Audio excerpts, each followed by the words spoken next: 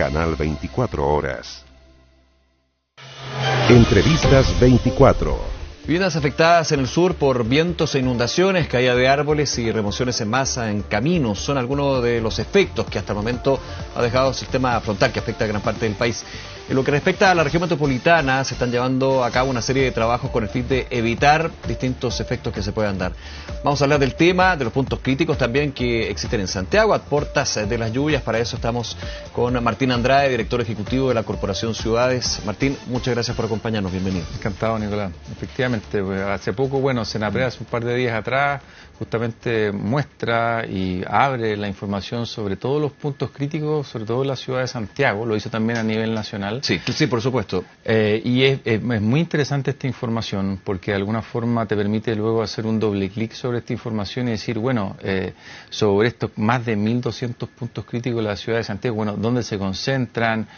¿Cuál podría ser el desenlace frente a este, digamos... Y se van focalizando evento? También las medidas preventivas. Así es. Entonces, esta información, y en tu experiencia, Martín, ¿ya se maneja desde antes en otro, independiente si habían o no previa emergencia? Mira, es una muy buena pregunta y probablemente la pregunta que se hace mucha parte de la población. Es como esto era, yo me imagino que habrá sido conocido por los servicios públicos, claro, servicios de emergencia en forma previa, y más bien esto se hace como una forma de informar a la población justamente para poder complementar probablemente lo que se estaba haciendo. Sería muy grave que fuera de lo contrario. Claro. Pero lo que es interesante en esto, Nicolás, es que de alguna forma si uno analiza todo esto, más de 1.200 puntos, uno se da cuenta que prácticamente 1 de cada 5 personas, habitantes de la ciudad de Santiago, está a menos de 100 metros de alguno de estos puntos críticos. Yeah. Llama la atención también esta información que entrega Senapred en el caso de Recoleta. El 10% de estos puntos críticos están ubicados en la comuna de Recoleta.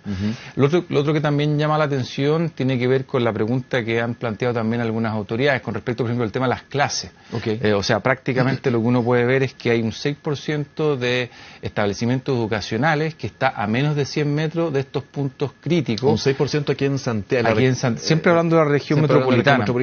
Lo que también como argumento se justifica entonces lo que fue la decisión por parte del gobierno, el Ministerio de Educación y las autoridades, también por Senapred, en términos de suspender las clases el día viernes. Claro, y hay como una... No era la clave, digamos, del argumento, pero sí se añade, se suma y lo justifica. Por supuesto, sobre todo, Nicolás, que también es otro elemento que uno puede obtener de esta información, el caso de la comuna de La Cisterna, por ejemplo, donde el 20% de sus establecimientos educacionales están a menos de 100 metros de un punto. Entonces, en municipios como el caso de La Cisterna, era, digamos, bien poco probable que no pudieran suspenderse justamente las clases. Pero también hay un punto que ellos deben saber también desde el municipio, por un tema de la historia, ahí uno entra a profundizar y lo podemos conversar, ¿no? Claro, exactamente. Porque ante el riesgo se terminan emplazando colegio o vivienda ahí, que hay distintas realidades. Y a propósito de ese tema, lo que también llama la atención tiene que ver con los temas de salud, en este caso la salud primaria. Si uno hace un doble clic en eso, la verdad es que la mayoría de los centros de salud primaria están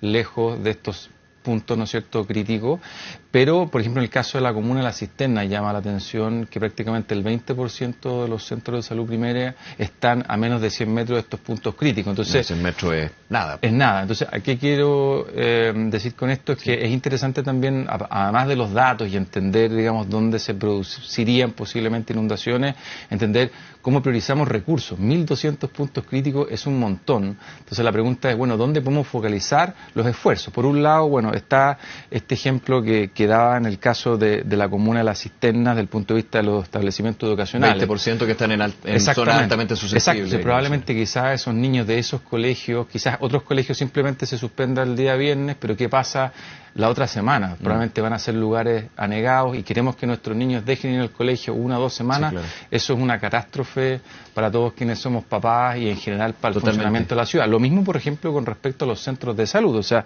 este dato que yo te daba con respecto a Independencia, el 20% de ellos, no podemos permitir que centros de salud frente a esta emergencia dejen de funcionar por anegamiento. Entonces, si hay disponibilidad de motobombas, en fin, distintos elementos, obviamente uno debiese priorizar eso. Y lo mismo en relación a las comunas, Nicolás, o sea, hay comunas, por ejemplo, en el caso de Renca, La Cisterna, Recoleta, donde más del 40% de la población está al menos de 100 metros de distancia. Y déjame hacer un punto en ese crítico. doble clic, que es importante también verlo desde ese punto de vista. A mi entender, ahí tú me corriges, pero si hablamos de centros de salud o establecimientos vocacionales, entendiendo que son públicos, deberían estar emplazados en regla, lo pongo en ese sentido. Es decir, con la regla de que efectivamente se emplazan en lugares que no corren riesgo. ¿A qué voy con esto? Porque cuando hablamos de, por ejemplo, viviendas, siempre lo comentamos, lamentablemente, en este tipo de situaciones, con efectos de inundaciones, escurrimientos de masa, entre otros, de lugares donde se construyó y donde nunca se debería haber construido. Así es. Aquí hay dos áreas, digamos, que hay que tener en cuenta. Mira, yo creo que esto nos muestra a veces realidades incómodas. Lo primero, efectivamente, la falta de planificación. Uno se esperaría decir, bueno, ¿cómo es posible que esto pase, digamos? Y pasa también incluso en algunas zonas costeras con riesgo de marejados, también incluso de tsunami, que uno se pregunta, bueno, ¿cómo es posible que se hayan priorizado hospitales justamente en zonas de riesgo? Sin duda que eso es una reflexión súper importante. El hospital no se autogestionó ahí solo, digamos. Exactamente. Entonces, y por otro lado también creo, a propósito de esta inteligencia territorial, dado por los datos, yo siento que si esto, voy a ponerlo en positivo, si esto está bien ocupado, bueno, habría que pensar quizás como lo que nos pasa hoy día con la calidad del aire, que ganas da que nosotros podamos ir midiendo año a año cómo vamos reduciendo la cantidad de puntos críticos, cómo vamos reduciendo la población impactada, cómo vamos efectivamente, dado que tenemos recursos finitos, digamos, cómo eventualmente logramos que estos centros de salud finalmente podamos generar y revertir esta situación, porque hay muchas comunas que tienen alta susceptibilidad a inundaciones porque están cerca de cauces o eventualmente por la altura, por la cercanía a los cauces, precipitaciones, falta de cobertura vegetal, pero en algunos casos, claro, hay muchos de estos factores que están dados más bien por un mal diseño, por falta de mantención, entonces la expansión perdón Martín, y en ese punto, la expansión de la ciudad, que algunos dicen la descontrolada expansión de la ciudad, ¿es lo que explica esto? ¿O puede explicar esto? Lo pongo más bien yo diría que, claro, más bien como exacerba esta condición. Hay dos cosas que han exacerbado esta condición. Por un lado, lo que tú planteas, o sea, uno ve no solo en Santiago, en otras ciudades se está extendiendo la ciudad y eso lo que va generando, en forma muy simple, mayor superficie impermeable, por lo tanto, mayores correntía del agua. Hay más cemento y menos por lo tanto, pasto, exactamente, más daño. Y por otro lado también un fenómeno que quizás es mucho más potente desde el punto de vista del impacto tiene que ver con el tema de la isoterma. O sea, hoy día estamos acostumbrados en ciertas laderas que ya a partir de cierta altura nevaba, pero lo que hemos visto es que eso ha ido cambiando. Entonces, laderas que antes recibían nieve hoy día reciben agua y toda esa agua que antes más bien quedaba ahí en forma de nieve y sigue derritiendo, hoy día está llegando directamente al caudal. Entonces, ambos factores hacen que eso se exacerbe y más encima también el tema de la cobertura vegetal. Pues. De alguna forma este también es un llamado también de alerta, decir, bueno, ¿cómo podemos entregar más naturaleza a la ciudad, más parques? Uno ve, por ejemplo, un caso bien emblemático, el Parque La Hondonada, que es un ejemplo extraordinario de cómo un lugar que se ha negado hoy día es un espacio de esparcimiento que tiene una función hidráulica, o el parque, por ejemplo, de Sanjón de la Guada. Pero buenos ejemplos, ¿qué se hizo ahí? ¿O cuál fue la visión que se tuvo más allá, uno entiende evidentemente, de entregar espacios verdes a la comunidad, a la ciudadanía? Perdieron también este beneficio en términos de no solucionar, pero abordar una problemática que es justamente la situación de negamiento. Así es. Ahí hay, como dice, como pensar en estos equipamientos multipropósitos. Tendemos a pensar que, mira, las áreas verdes van por un lado, los edificios públicos van por otro lado, cuando en realidad todas las infraestructuras debiese ser resilientes y tener este concepto justamente de infraestructura verde. Como lo que pasa con los terremotos, digamos. Exactamente, que va mucho más allá que un parque, un área verde sea exitoso. En el caso del parque, el Sanjón de la Guada, también conocido como el Parque Víctor Jara, es un tremendo ejemplo ahí, Nicolás, porque es un parque que, requiere un esfuerzo titánico desde el año 2000, donde se elabora un plan maestro. Es un parque que en algunos espacios, por ejemplo, puede llegar a acumular cerca de 49.000 metros cúbicos. Eso estamos hablando de más de 10 piscinas olímpicas de agua. Tiene regulación de flujos en el ingreso, cuando sale el agua también, de manera tal que pueden, durante los picos de agua, que es lo que estamos viviendo hoy día, o sea, mucha agua en cortos intervalos, luego se puede eso, poco a poco soltar esa agua y no generar erosión. irrigación, son plantas que son adecuadas en algunos casos para que no haya ningún problema, que se mueran porque son más pequeñas, no van a producir ningún problema hidráulico, y otros árboles que permiten no solamente ser resilientes frente al calor, a la falta de agua, sino que también, si hay una zona que se aniega, que puedan resistir también el exceso de agua, en fin, mayor permeabilidad. Son parques que tienen muchas más áreas verdes, muy poco cemento, rugosidad. Entonces, está esta como multifuncionalidad de estas áreas verdes que tienen una función, digamos, estética, porque es un lugar lindo, por otro lado una función social, pero también esta función ambiental. Entonces uno debiese ir viendo cada vez más proyectos. Llama la atención, por ejemplo, en Santiago, del potencial que podríamos hacer, porque a veces uno dice que hay que inventar la rueda en esto, pero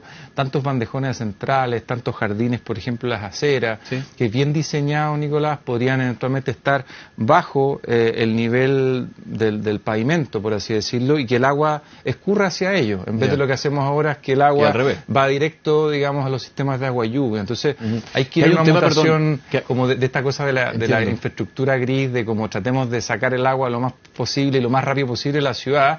No hay infraestructura ni dimensiones que aguanten dado estos factores que estamos conversando. Y aquí también, Martín, te hago el comentario, pero también la pregunta. ¿Se ha ido a contracorriente en términos de que hay lugares que son mucho más densos, se han densificado?